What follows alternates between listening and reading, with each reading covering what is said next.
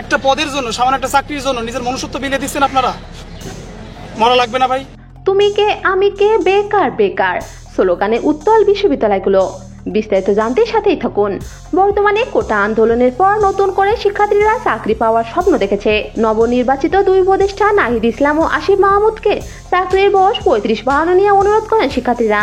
তবে বয়স বাড়ানো নিয়ে কোনো কথা উপদেষ্টারা না বলাই আন্দোলন করেছিল তারা। এরপর কোটা আন্দোলনে শহীদ হওয়া পরিবারের সদস্যদের মেধা ছাড়াই চাকরি দেওয়ায় খেপেছে শিক্ষার্থীরা। তাদের দাবি, আপনারা কোটায় উপদেষ্টা হয়েছেন, তাই বলে মেধা ছাড়াই যে কারো চাকরি দেবেন তা তো মেনে নেওয়া যায় না। তাহলে তো এটাও কোটা চাকরি। যারা শহীদ হয়েছে তাদের পরিবারের সব দাবি মেনে নেওয়া হয়েছে, এখন তাদের খুঁজে খুঁজে চাকরি কেন দেওয়া হচ্ছে?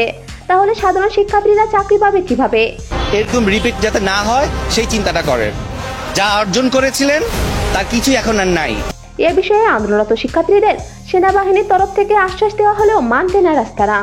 শিক্ষার্থীরা স্লোগান দেয়, তুমি কে আমি কে, বেকার বেকার। এদিকে শিক্ষার্থীদের ওপর সমন্বয়কদের স্বৈরাচারিতা দিন দিন বেড়ে চলেছে।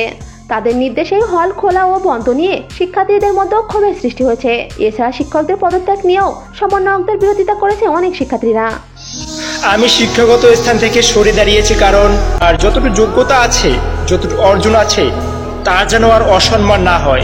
ক্লাস 8-9 এর বেশি পড়াশোনার কোনো দরকার নাই, এটুকু পড়লে নিজের জন্য এনাফ। এরপরে রাস্তায় পান সিগারেটের ব্যবসা করে